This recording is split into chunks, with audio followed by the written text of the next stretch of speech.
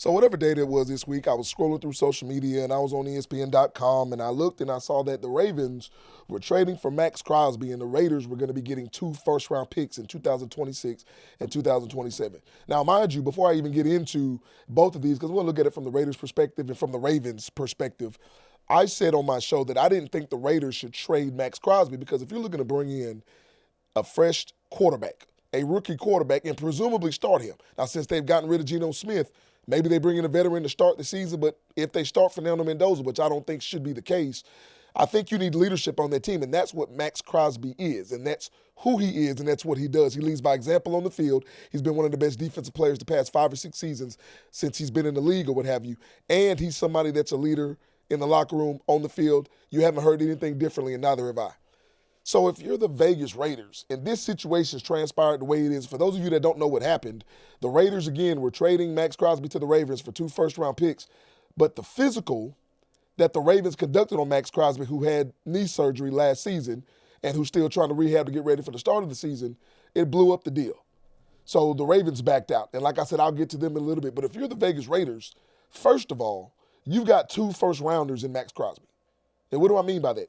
The Ravens, one of the best and most stable franchises in all of the NFL, were willing to give you 2 first-round picks because they felt Maxx Crosby is that good. And that's why you put him on a trade block, presumably because you knew he was worth something. Even though I disagree with you trading him, now you've got him back. Now you're in my court. Now you're in a situation to where you've got Maxx Crosby, and now he's saying he's committed to the Raiders, and I get it. The reason Maxx Crosby may have wanted to be traded in the first place is because they weren't winning. I'm not mad. I don't begrudge any player, any athlete, especially at the professional level, for wanting to win. Like, I know it's about that coin, and I know they want to get paid and create generational wealth for their families, but winning is a part of it as well. And they weren't doing it in Vegas, and it didn't seem like they had a plan. Now, I do think there may be some issues if it arises regarding the salary cap because they've signed some other guy like Nakobe Dean. They've signed Tyler Linderbaum from the Ravens, which we're going to see how that turns out and make sure that sticks. But if you're Vegas, I think you need to be excited because you were going to get rid of an all-pro caliber defensive player, but now you've got one. And I told you this about the Texans last week. I think they drafted C.J. Stroud, which was their franchise, and they drafted their identity in Will Anderson Jr., the very next pick. Maxx Crosby is the identity of the Raiders. Don't care. He's been the identity of the Raiders. And they're slowly trying to build around the quarterback because, remember, you need to prepare for the baby before the baby gets here. And when they took Ashton Genty and they took Brock Bowers, and now they've signed guys like Nakobe Dean, like I just stated, they're looking to do things in free agency with the cap space that they have. I don't think the Raiders should be upset. I think they should be excited because if you're saying, well, we're not going to be able to build for the future, well, why not? Maxx Crosby isn't 30 yet, okay?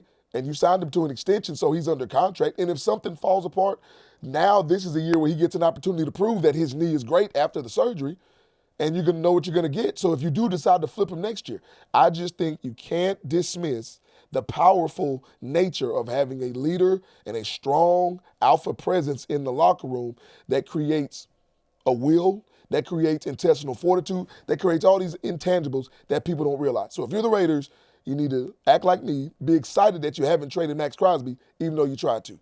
And from the Baltimore perspective, so I almost made this my nonsense narrative, but I wanted to talk about something else. But the fact that I hear people say that Baltimore chickened out of the deal because of the physical, and it's not really why they didn't want to pursue this and see this through, it's because they thought that the price was too rich. They agreed to the price. The Ravens said, yeah, we'll give you 2 first-round picks. Now, that's something they've never done in franchise history is trade away a first-round pick. But I'm going to give them the benefit of the doubt because they're not an organization that I have an issue with when it comes to sustainability, when it comes to the brain trust. Eric DeCosta, Harbaugh before he left. Now it's Jesse Minter. Like, I don't know who Minter is as a head coach, but you understand he's from that Ravens pipeline, and they've done things the right way, even when Ozzie Newsome was the GM. But Baltimore looked at Maxx Crosby. They knew he had concerns regarding the knee, and they said, hey, we're still willing to give up 2 first-round picks. But when they got him in the building, and see, I went to an auction a couple of weeks ago, and this was an auction about houses that had been foreclosed on or the property taxes weren't paid. And see, those are sight unseen.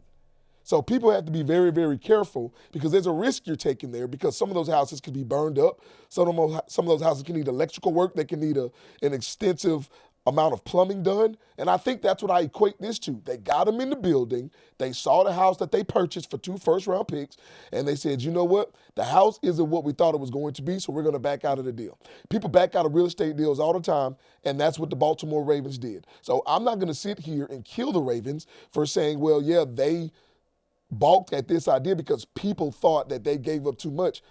When do you think the Ravens have ever cared about what other organizations think? You're not a top-tier organization when you do that. I think they simply looked at the price tag and said, you know what?